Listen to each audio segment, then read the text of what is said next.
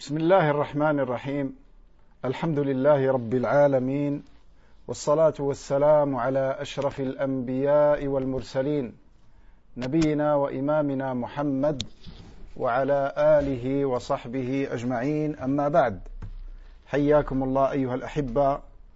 Aujourd'hui, le jeudi 6 Ramadan 1443 de l'Hégire, correspondant au 7 avril 2022. Nous nous retrouvons par la grâce d'Allah subhanahu wa ta'ala afin de poursuivre ensemble cette série sur les adorations du cœur, tirée du livre de l'imam Ibn al-Qayyim qui s'intitule Madarij al-Salikin, les sentiers des itinérants.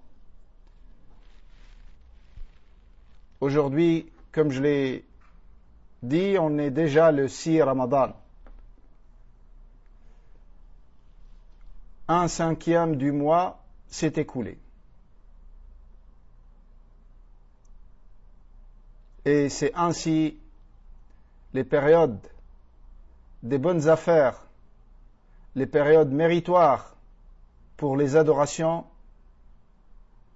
elles passent vite. Et il ne reste après cette période d'effort, il ne restera pas les difficultés qui ont été rencontrées par certains d'entre nous. Comme il ne restera pas les plaisirs qui ont été trouvés par d'autres. Il ne restera que la récompense des efforts de ceux qui ont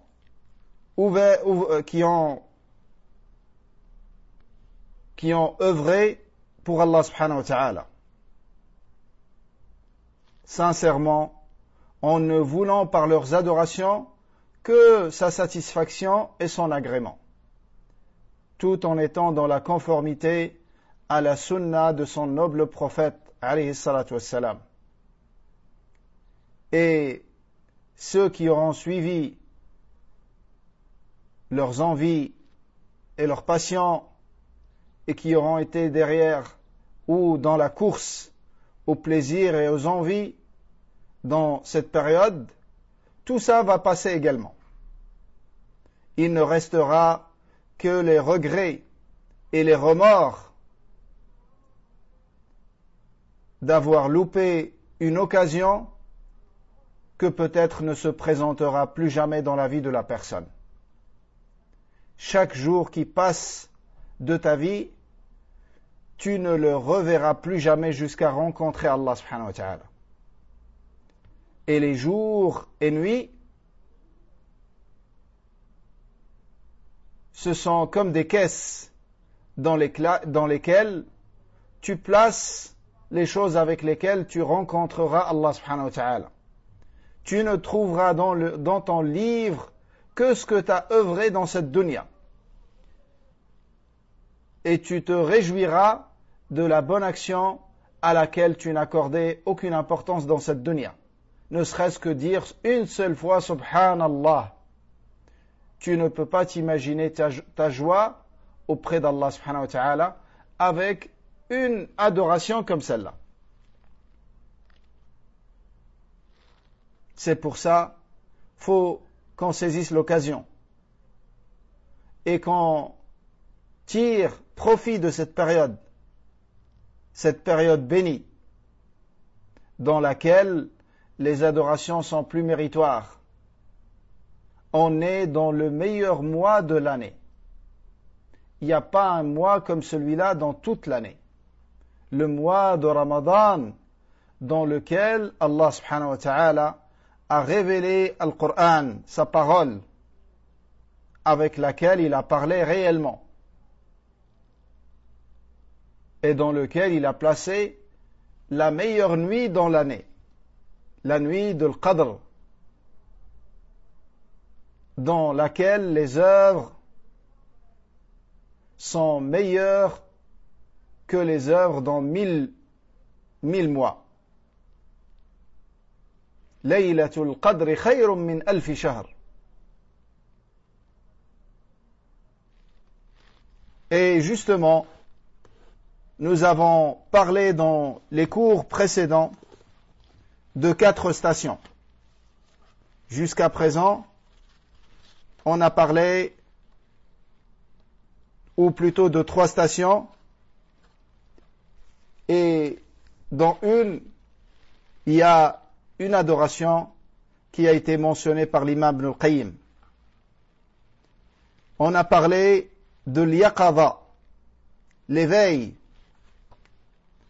et l'attention, d'être attentif et d'être vigilant. Son opposé, c'est l'insouciance et la distraction. Prendre conscience, si on met en pratique cette adoration du cœur sur le mois dans lequel on est, tu dois prendre conscience du mérite immense du temps dans lequel tu es et de la grande chance qu'Allah subhanahu wa ta'ala t'a accordé de t'avoir laissé en vie jusqu'à profiter de ce mois. Est-ce que tu as réalisé l'immensité de cette ni'ma? Combien de personnes de ton entourage qui ont jeûné avec toi le mois passé, ils sont plus du nombre des vivants. Ils sont dans leur tombe. Ils ont rencontré leur Seigneur et ils n'auront que ce qu'ils auront avancé pour ce jour-là. Ils n'ont emporté avec eux ni argent, ni or, ni bijoux, ni billets bancaires, ni enfants, ni vêtements, ni maison, rien. Ils ont tout laissé derrière eux. Ça ne leur appartient plus. Ça appartient à leurs héritiers. Qu'est-ce qu'ils ont emporté avec eux pour ce grand jour de la rencontre d'Allah subhanahu wa ta'ala, pour le jour où ils vont comparaître devant Allah subhanahu wa ta'ala? Ils n'ont emporté que les bonnes œuvres, que les bonnes actions. Donc, on a vu cette première station de l'éveil. Ça, mes frères, c'est des cours pratiques que tu peux pratiquer à l'instant même où t'écoutes ce cours. C'est une science que tu mets en pratique instantanément. Et c'est comme ça que tu dois faire. C'est pas fait pour qu'on parle et on discute et on exprime des belles choses et tu les entends, t'es touché, t'es ému, afwan, et ensuite tu reviens comme t'étais avant. Mais ne pense surtout pas que c'est des efforts que tu vas fournir pendant une petite période pour arriver à savourer ces choses-là que décrit l'imam Ibn al-Qayyim. Il y a des savants de salaf qui ont fait des efforts pendant 20 ans pour arriver à ces choses-là. Il y en a plus, il y en a moins. Donc, ce n'est pas des choses auxquelles tu vas arriver du jour au lendemain. C'est un effort permanent. C'est un effort continu, sans relâche, avec une détermination en fer et surtout avec l'aide d'Allah subhanahu wa ta'ala. Donc, on a parlé de l'éveil, al-yaqadha, et en quoi ça consiste. Et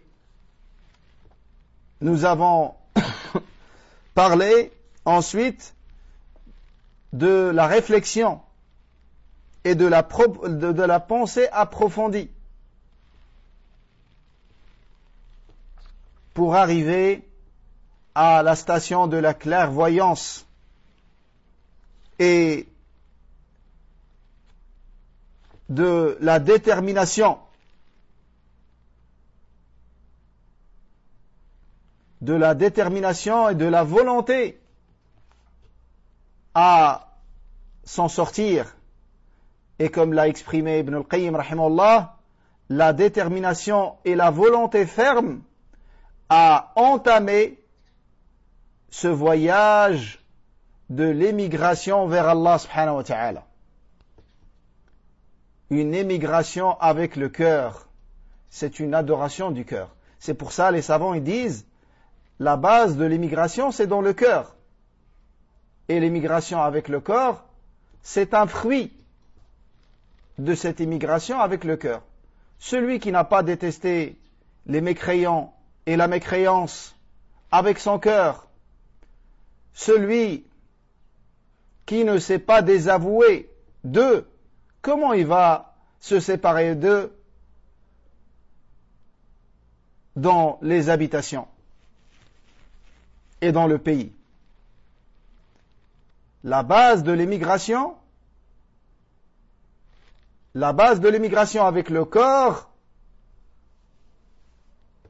qui est le délaissement du pays de mécréance vers le pays de l'islam, sa base, c'est avec le cœur.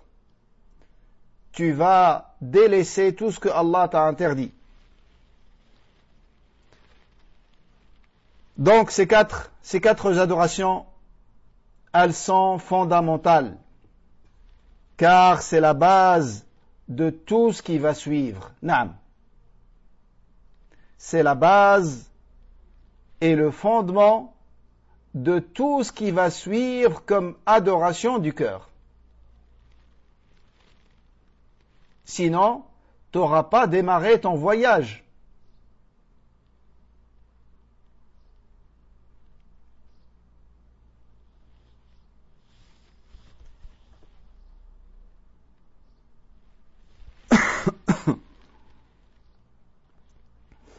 Car il n'est pas imaginable qu'on commence un voyage vers Allah subhanahu wa ta'ala sans ces quatre adorations.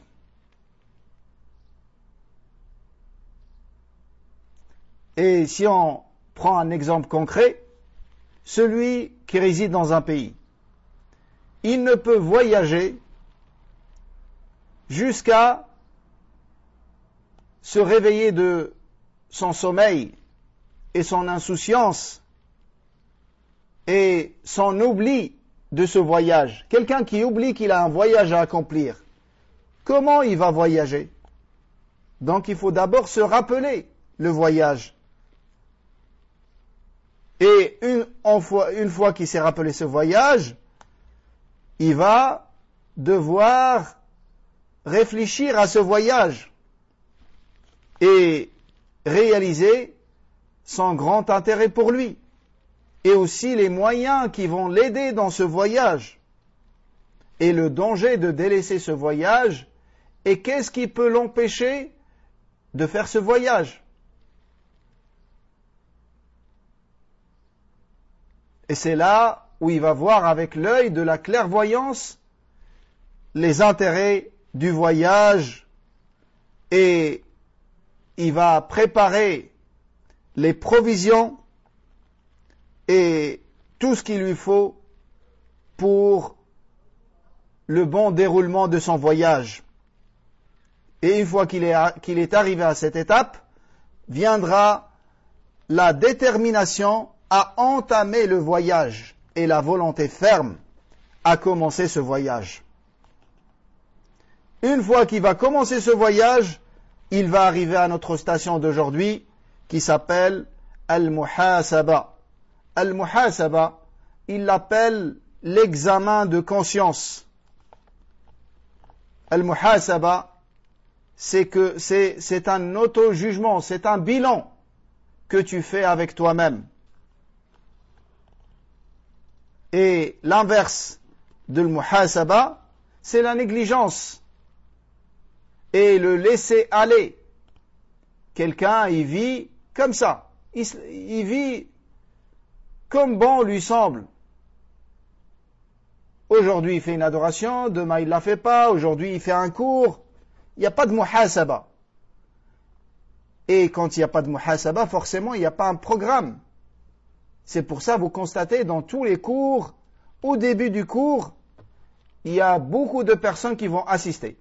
Et comme je vous ai déjà dit, ça, c'est un phénomène qu'on constate chez les hommes de science également. Dans les cours, dans le début du cours, ça attire. Et l'envie est présente. Donc, tu vas avoir un très grand nombre qui va commencer le cours avec l'homme de science. Mais plus le cours avance, plus le nombre diminue.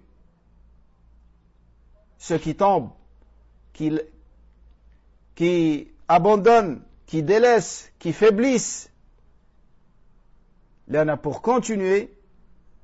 Et tout ça, mes frères, c'est une éducation de l'âme. C'est une éducation de l'âme. Quand tu t'habitues à cette détermination, tu commences une tâche, tu la finis.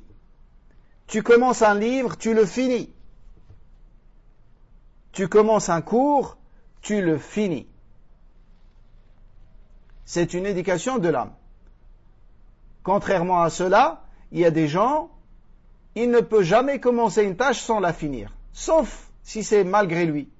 Il tombe malade, il a un empêchement au-dessus de ses capacités. Mais sinon, il n'abandonne jamais comme ça. Et tout ça, c'est une éducation de l'âme. Et parmi les meilleurs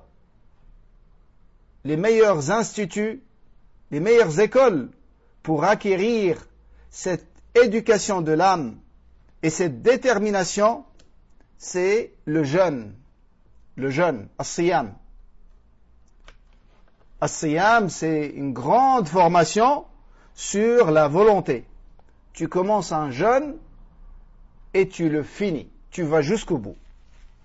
T'as soif, t'as faim, t'es fatigué. Tu vas continuer, quoi qu'il arrive. Ça, c'est une éducation. Et arrivé la nuit, tu vas faire salat avec l'imam. Dès la première takbira jusqu'à la dernière. Dès la première jusqu'à la dernière. Tu ne sors pas avant. Et tu vas continuer comme ça tout un mois.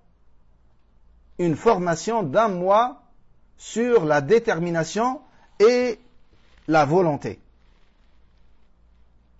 Mais après, s'il n'y a pas une persévérance, la personne, elle commence à faiblir, un relâchement jusqu'à revenir comme elle était avant Ramadan. Et cette personne, en réalité, elle n'a pas tiré le profit du mois de Ramadan comme il faut. Ces choses que je vous décris, vous les trouvez chez des kuffars, dans le dunya. Et ils sont très répandus chez les kuffars dans le dunya. Et combien de personnes étaient comme ça dans le dunya, et quand Allah lui a accordé la guidée et la réforme, elle a délaissé cette qualité. C'est une qualité de l'islam. Ça, c'est une qualité de l'islam. Et tout le bien que vous puissiez constater chez ces kuffars, sachez que ça vient de leur religion. Ça vient, pour les chrétiens, ça vient de la religion chrétienne. Et pour les juifs, ça vient de la religion juive. Ça vient de la révélation d'Allah subhanahu wa ta'ala. Tout le bien que vous puissiez constater chez eux, ça vient du message de leur prophète.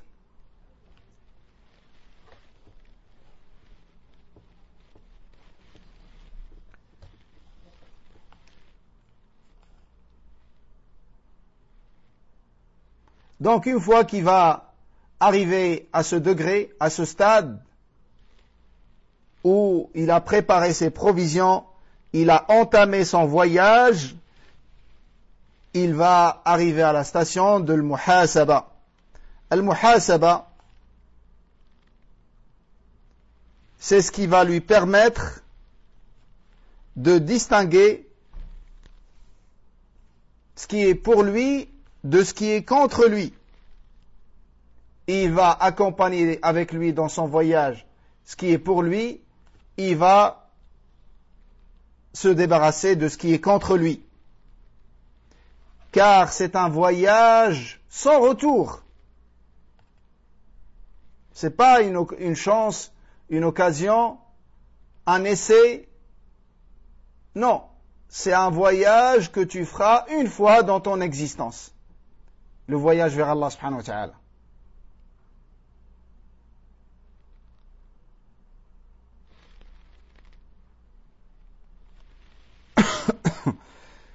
Parmi les dalils qui indiquent cette station de al-muhasaba, avant de citer les dalils, al-muhasaba, ça vient en arabe de l'hisab, le jugement.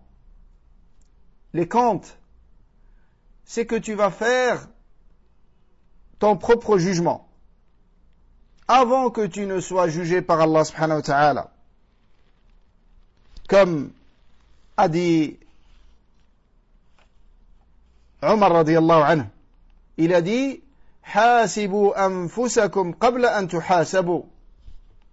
Jugez vous-même avant que vous ne soyez jugés.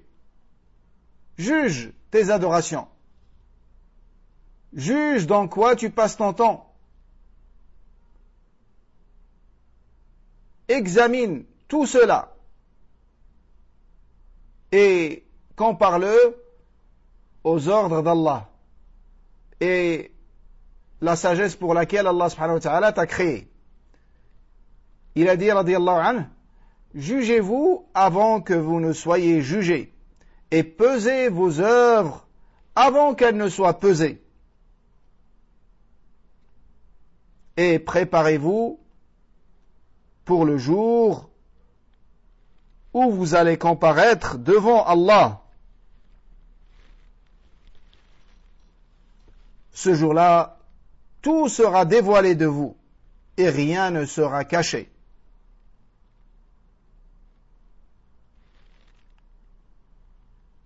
Al-Fudayl ibn Iyad a dit, celui qui s'auto-juge, celui qui se juge lui-même, celui qui s'auto-juge avant qu'il ne soit jugé par Allah, son jugement auprès d'Allah sera facile. Et celui qui ne le fait pas dans le dunya, qui ne se juge pas avant qu'il ne soit jugé auprès d'Allah, alors il aura beaucoup de regrets et beaucoup de remords lors de son jugement devant Allah subhanahu wa ta'ala. Maymoun ibn Mihran rahimahullah a dit, لا يكون العبد تقيا حتى يكون لنفسه أشد محاسبة من الشريك لشريكه. Le serviteur ne devient un pieux et un vertueux jusqu'à se juger soi-même plus que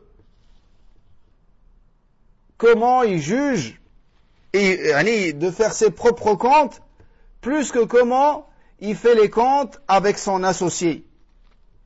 Imaginez deux personnes associées dans une entreprise ou dans un commerce.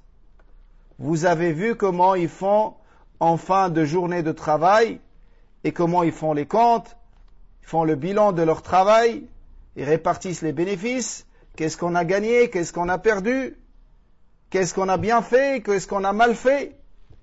C'est comme ça les associés dans les affaires de dunya. Le croyant, il considère son âme comme son associé et il la juge, il fait son bilan et ses comptes plus que cet homme avec son associé. Car comme ils ont dit, l'âme, c'est comme un associé, un traître. Si tu fais pas les comptes avec lui tout le temps, il te trahira, il prendra tout ton argent. Naam, c'est comme ça l'âme. Et on va venir à ce sens qui est très important dans cette station. Penser du mal de son nafs. Penser tout le mal en ta personne.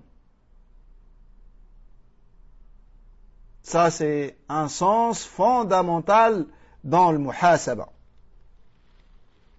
Et celui qui ne l'a pas, il n'aura rien de cette station. C'est la base des bases. Taïb. Parmi les dalils qui démontrent cette station, les dalils sont très nombreux. J'essaie de me limiter à un strict minimum. Parmi ceux-là, la parole d'Allah subhanahu wa ta'ala.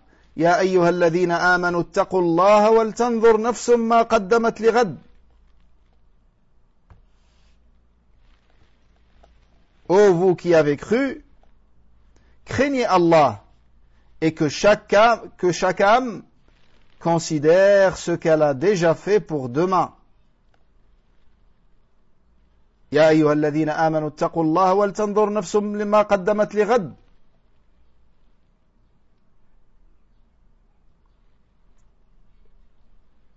Craignez Allah et que chaque âme considère ce qu'elle a déjà fait pour demain.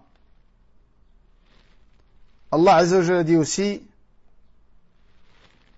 وَنَضَعُ الْمَوَازِينَ الْقِسْطَ لِيَوْمِ الْقِيَامَةِ فَلَا تُظْلَمُ نَفْسٌ شَيْئًا وَإِنْ كَانَ مِثْقَالَ حَبَّةٍ مِّنْ خَرْدَلٍ أَتَيْنَا بِهَا وَكَفَى بِنَا حَاسِبِينَ.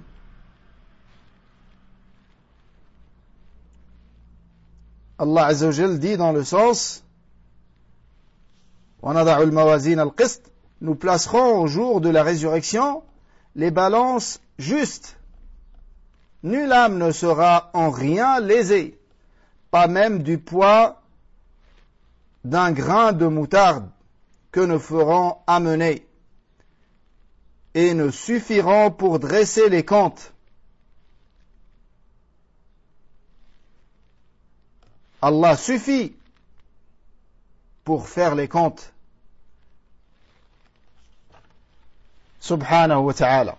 Donc, dans ces deux versets, nous voyons clairement que tous ne seront jugés. Et les versets sont extrêmement nombreux dans ce sens-là. وقالوا ما لهذا الكتاب لا يظهر صغيرة ولا كبيرة إلا أحصاها ووجدوا ما عملوا حاضرا ولا يظلم ربك أحدا ويقولون يا ويلتنا ما لهذا الكتاب. Ils diront, yani les criminels, les injustes, ils viendront terrifiés devant Allah subhanahu wa ta'ala et ils s'écrieront malheur à nous, qu'est-ce que donc ce livre qui nommait de compter ni péché mineur, ni péché majeur, ni petit péché, ni grand péché. Tout est inscrit. Ils trouveront présent tout ce qu'ils auront fait, car ton Seigneur ne lèse personne. Allahu Akbar. Et les versets sont très nombreux dans ce sens-là. Allah Azza wa Jalla aussi a juré par nafs al-lawwama. Nafs al-lawwama, c'est l'âme qui fait du blâme à elle-même. C'est l'âme du croyant. Comme a dit Hassan al-Basri, il a dit l'âme du croyant, tu la trouves toujours en train de le blâmer et de le réprimander et de lui faire des reproches. Pourquoi t'as parlé avec telle parole? Pourquoi t'as mangé telle chose? Qu'est-ce que tu as voulu par cela? Est-ce que tu as parlé pour Allah subhanahu wa ta'ala ou pour faire triompher ta personne, pour avoir raison, pour montrer la vérité? Les intentions peuvent être confuses et mêlées. Et c'est un domaine très minutieux, très subtil. Donc ça, c'est l'âme du croyant. Il a dit, contrairement à l'âme du déviant, du pervers, il fait tout ce qu'il fait sans recevoir de blâme de sa personne. Il ne se pose même pas la question. Il œuvre, il continue sa route. Le croyant, son nafs le blâme par rapport aux bonnes actions. C'est pas dans les péchés. Il fait un bien, il fait une adoration, ou là il fait une chose autorisée, son nafs le blâme. Pourquoi tu l'as fait? Est-ce que tu as été sincère?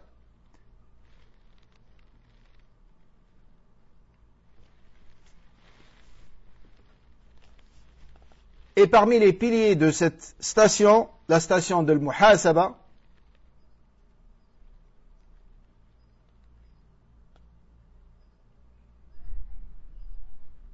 c'est de comparer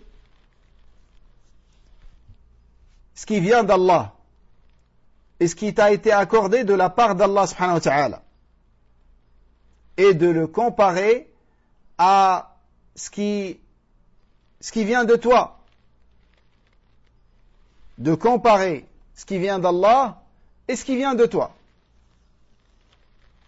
Ce qu'il t'est accordé par Allah subhanahu wa ta'ala et ce que tu réserves à Allah.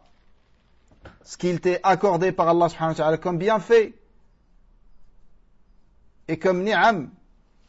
Et ce que tu donnes à Allah et ce que tu réserves à Allah comme adoration et comme dévotion.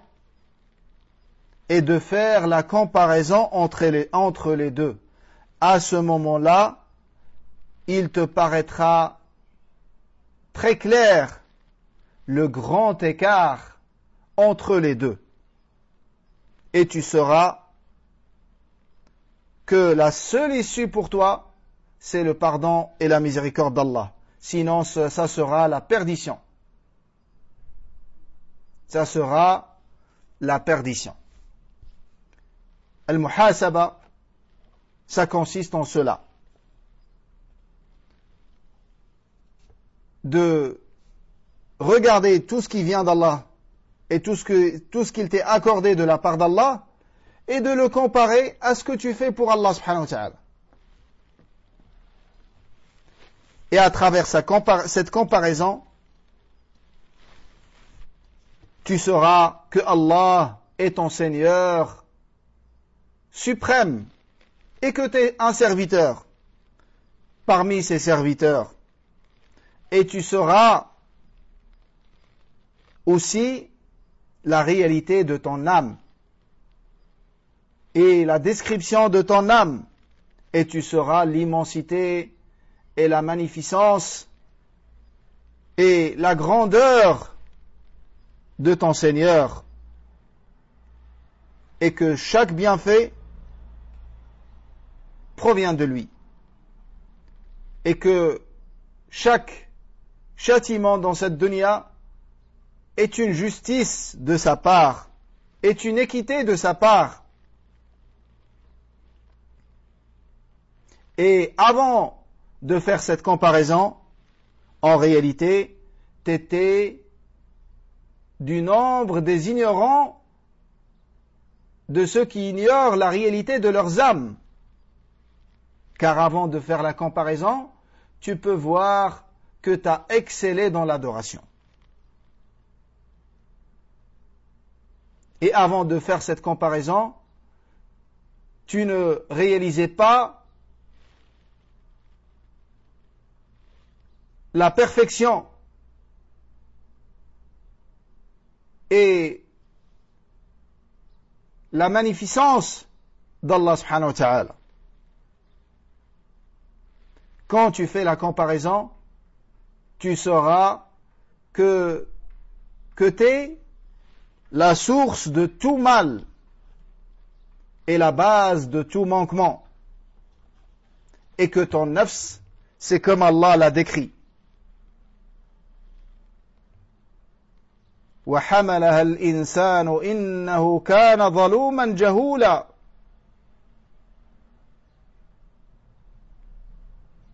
Comme Allah Azza wa Jalla dit dans Surat Al-Ahzab, quand il nous a parlé de cette amana qui a été proposée aux cieux et aux terres et aux montagnes et qui ont refusé de la porter, vu la lourdeur de la charge et de la responsabilité. Mais l'a assumé l'homme, car il est grandement injuste et si ignorant. Avec cette comparaison, tu réaliseras cette vérité. Et que l'ignorance et l'injustice, c'est la base dans les âmes. Sauf l'âme à qui Allah a donné la guidée et la lumière de la science pour la faire sortir de l'ignorance. Et l'âme à qui Allah a donné la purification et la bonne orientation, il a aidé pour qu'elle devienne juste et pour la sortir de l'injustice. وَحَمَلَهَا الْإِنسَانُ إِنَّهُ كَانَ ظَلُومًا جَهُولًا. C'est comme ça qu'on est. La base en nous, c'est dhulm. On est injuste et on est ignorant. Sauf celui à qui Allah a donné la science et qui lui a permis de la mettre en pratique pour être juste. Et comme je disais avant, mes frères, cette station est basée sur un fondement important qui est su'u dhanni bin nafs, penser du mal, penser tout le mal de toi-même.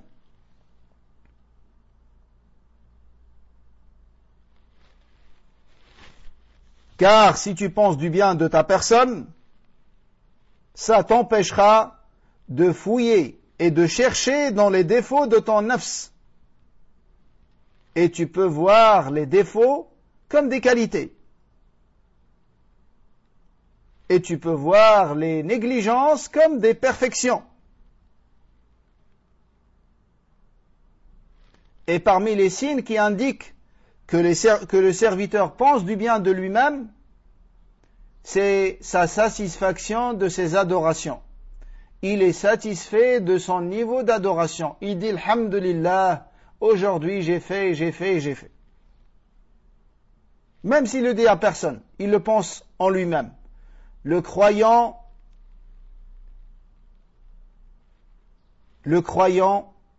qui a ce degré de muhasaba, il ne voit jamais son adoration qui arrive à la hauteur de ce que mérite son adoré. Elle n'arrivera jamais à la hauteur de ce que mérite Allah subhanahu wa ta'ala.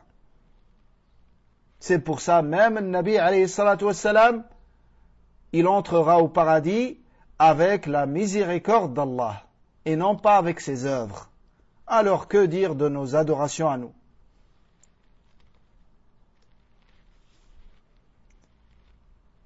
Et le fait de penser du bien de soi-même, ça indique l'ignorance des droits d'Allah sur toi et de ce que Allah mérite comme adoration et de ce qui convient de vouer Allah comme adoration.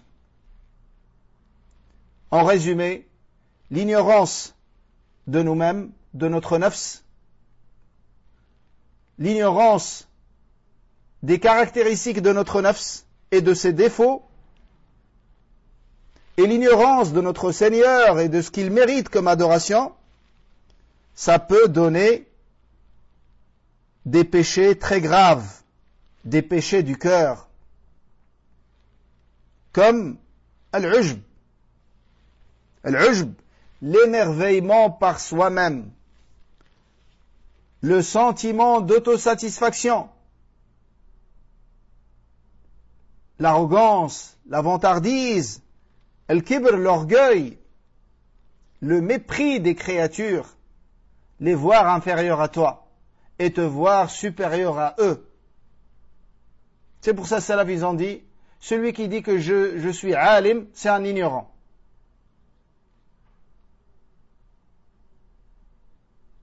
Cheikh Al-Albani rahimahullah, il rapporte de lui que vers la fin de sa vie, il a dit, je sens que je vais mourir ignorant. Et ça indique que sa science a tellement augmenté, ça indique la largesse de sa science, qu'il a réalisé que tout ce qu'il connaît, tout ce qu'il a appris durant toute sa vie, qui a été consacré à la demande de science, rahimahullah, il n'est arrivé qu'à très peu de la science qui est propagée entre les humains. Que dire de la science d'Allah subhanahu wa ta'ala?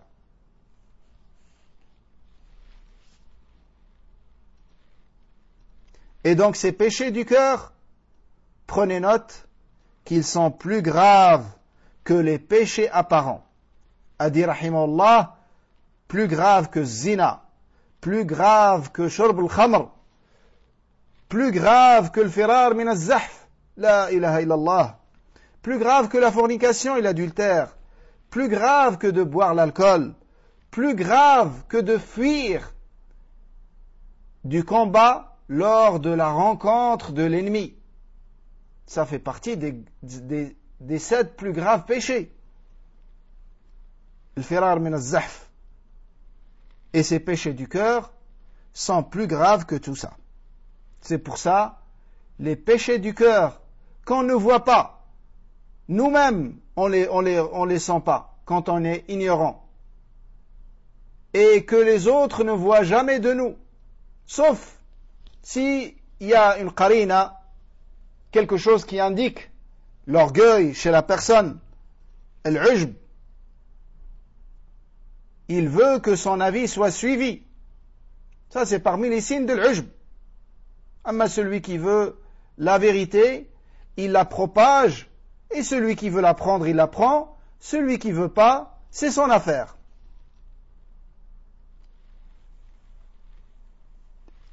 Et aussi, il y a des questions dans lesquelles il peut y avoir des divergences.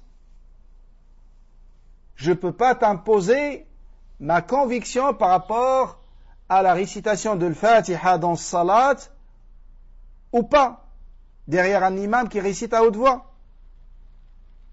J'ai une conviction et je crois que c'est la vérité. Mais je ne peux pas te l'imposer. Je peux te l'exposer et te la détailler et l'argumenter comme le font les savants. Mais je ne peux jamais t'imposer cela. Car c'est une question de grande divergence et de forte divergence. Et les deux avis sont très très forts. Là, quand c'est une divergence faible, qui n'a pas de poids, naam. En réalité, je ne t'impose pas mon avis. Je t'impose la vérité. Mais je peux t'imposer la vérité en ne voulant que t'imposer mon avis. Et ça, c'est des choses très subtiles. Naam. Je peux t'appeler à la vérité tout en t'appelant à me suivre moi et non pas suivre la vérité. Et ça, c'est des choses dans le cœur que le serviteur doit travailler en permanence et se rappeler en permanence, notamment avec cette station de l'muhasaba.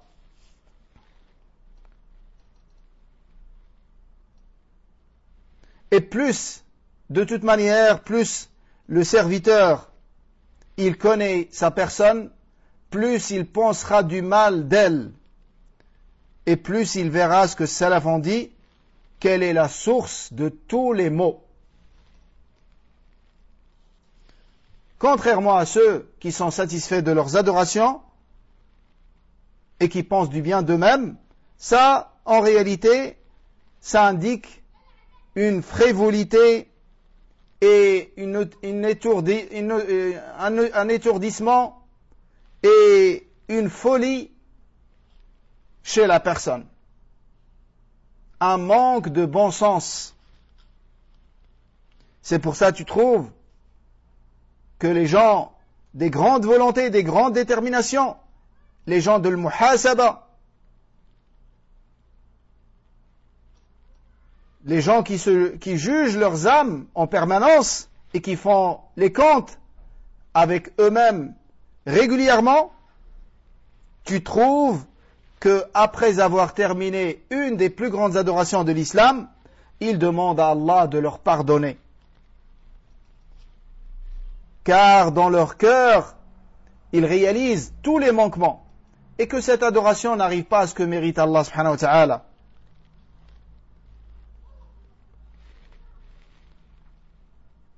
Ils le font par exemple dans le Hajj. C'est légiféré dans le Hajj. Après avoir quitté la station de Arafat, il est légiféré de demander le pardon. ثم أفيضوا من حيث أفاض الناس واستغفروا الله إن الله غفور رحيم. Sa demande de pardon est légiférée après Qiyam al-Layl, vers la fin de la nuit. Après avoir veillé la nuit en prière, il arrive juste avant l'aube, il pleure, il demande à Allah de lui pardonner. Qu'est-ce qu'on doit dire nous? Wallah al-musta'an.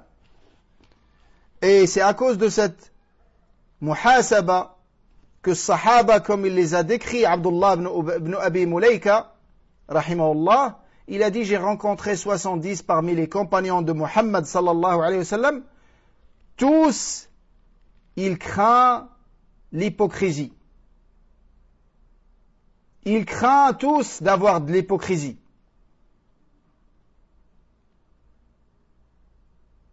C'est pour ça les compagnons radiyallahu anhum, tout en ayant atteint le summum et le maximum dans les efforts dans l'adoration d'Allah subhanahu wa ta'ala, avec ses différentes catégories, dans sa diversité, tu les trouves partout dans toutes les adorations, et malgré qu'ils ont excellé dans les adorations, ils pensaient, ils ont atteint aussi le summum dans su'adhan, envers eux-mêmes. Ils pensent du mal de leur personne et de leur nafs. Ils ne pensent jamais du bien de leur nafs. Et contrairement à nous, tu trouves qu'on a beaucoup de négligence dans nos adorations, et malgré ça, on pense du bien de nous-mêmes. Et la preuve, c'est notre satisfaction de nos adorations.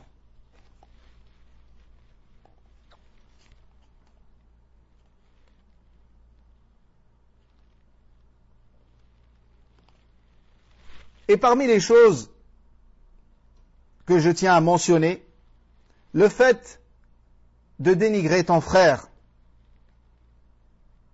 avec un péché dans lequel il est tombé et de l'insulter avec cela. Ça peut être, il dit, rahimahullah, ça c'est toujours dans les paroles d'Ibn al-Qayyim, rahimahullah. Tout ce qu'on dit, c'est dans ça.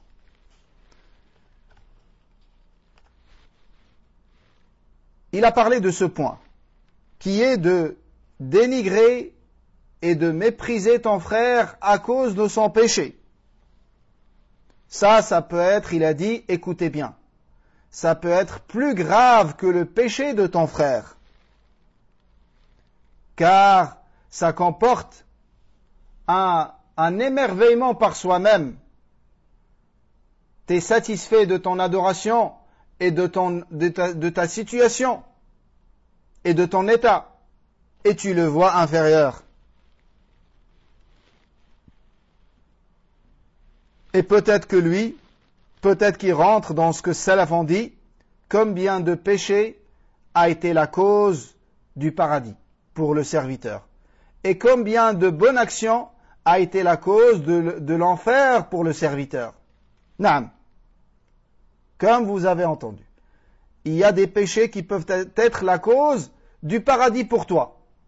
C'est pas le péché qui va te faire rentrer au paradis, bien évidemment, mais le péché, ce péché va être la cause de beaucoup d'adorations avec le cœur, des adorations très fortement estimées auprès d'Allah subhanahu wa ta'ala, comme l'humilité. Tu vas te rabaisser et ça va te rendre humble et tu vas te rappeler ce péché en permanence et tu ne vas jamais mépriser qui que ce soit en te rappelant tes péchés. Et ça va te maintenir dans une crainte d'Allah subhanahu wa ta'ala et dans une dévotion pour te rattraper jusqu'à ce que ça devienne la cause de ton entrée au paradis. Et combien de bonnes actions a été la cause de l'orgueil et de l'kibr et de l'ujb, l'émerveillement et de l'autosatisfaction par soi-même et de l'arrogance et du mépris des créatures. Qu'est-ce que cette adoration représente comparé à ces péchés, ces grands péchés du cœur?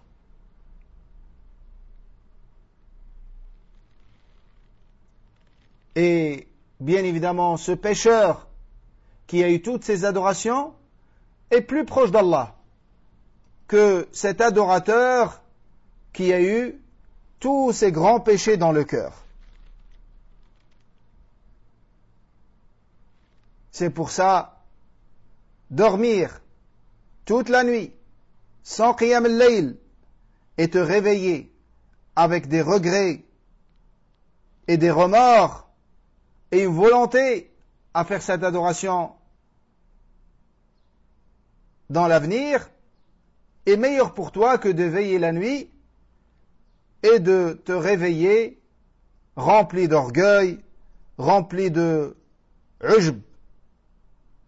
Car le mu'jab, celui qui est satisfait par son adoration et qui est émerveillé par son adoration, Allah n'accepte rien de lui.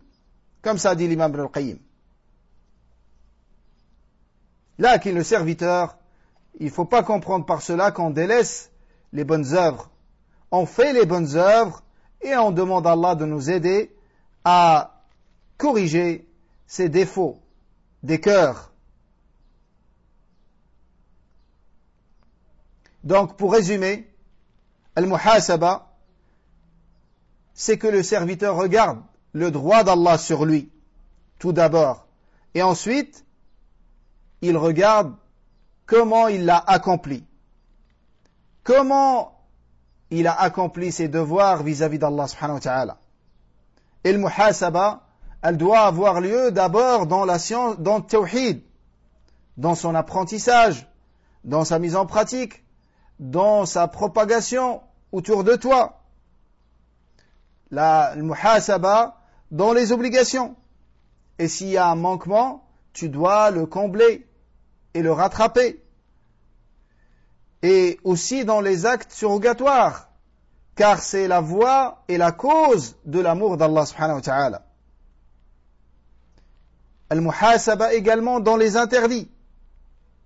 Si jamais tu trouves que tu es tombé dans un interdit, tu demandes le pardon et tu te repens et tu fais des adorations pour effacer ce péché.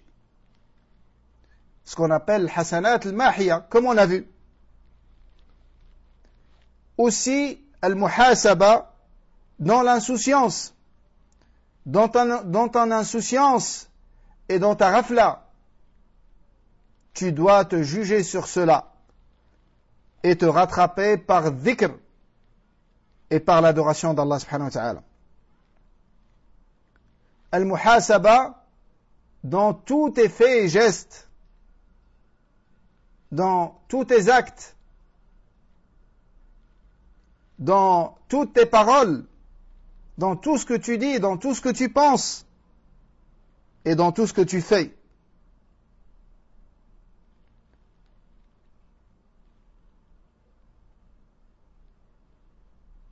Tout ça, tu dois regarder pourquoi tu l'as fait? Et comment tu l'as fait? Et la réponse à ces deux questions, la première, sa réponse, c'est la sincérité. Est-ce que tu l'as fait pour Allah? Ou est-ce que tu l'as fait pour que les gens te voient et t'admirent et t'estiment? Et comment tu l'as fait? Est-ce que tu l'as fait dans la conformité à la sunna ou pas? Donc il y a une muhasaba qui doit avoir lieu avant l'acte, en cherchant la sincérité et la conformité à la sunna, et une muhasaba qui doit avoir lieu après l'acte, où tu vas réaliser ta négligence et tu vas examiner comment était ton intention dans cette adoration, et aussi dans les choses que tu as fait et que tu n'aurais pas dû faire, car ne pas les faire était meilleur que de les faire. Les choses que tu as dit et que tu n'aurais pas dû dire, et aussi dans les choses qui sont autorisées. Les choses qui sont autorisées, si tu as eu un excès dans le mubahat, dans les choses autorisées et permises, et si tu les as consommées sans exagération, sans excès, est-ce que tu les as consommées, est-ce que tu les as utilisées avec une bonne intention ou pas? Est-ce que tu as mangé pour te renforcer, pour mieux adorer Allah? Est-ce que tu t'es endormi pour te reposer, pour être meilleur dans l'adoration d'Allah subhanahu wa ta'ala? Et ainsi de suite. C'est un domaine très vague. Et c'est un domaine très important. Au point où Maïmoun ibn Mihran, rahimahullah, a dit, le serviteur ne sera jamais du nombre des vertueux et des pieux jusqu'à juger son nafs plus que l'associé juge son associateur dans les affaires mondaines. Donc il n'y a pas d'espoir d'arriver à taqwa sans muhasaba. Pourquoi j'ai fait? Comment j'ai fait? Et toujours te poser cette question. Pourquoi j'ai parlé dans cette assise? Et ainsi de suite. Voilà pour aujourd'hui. Barakallahu fikum wa jazakumullahu khaira. Wallahu a'lam. Wa sallallahu wa sallam ala nabiyyina Muhammad. سبحانك اللهم وبحمدك نشهد أن لا إله إلا أنت نستغفرك ونتوب إليك بارك الله فيكم والسلام عليكم ورحمة الله وبركاته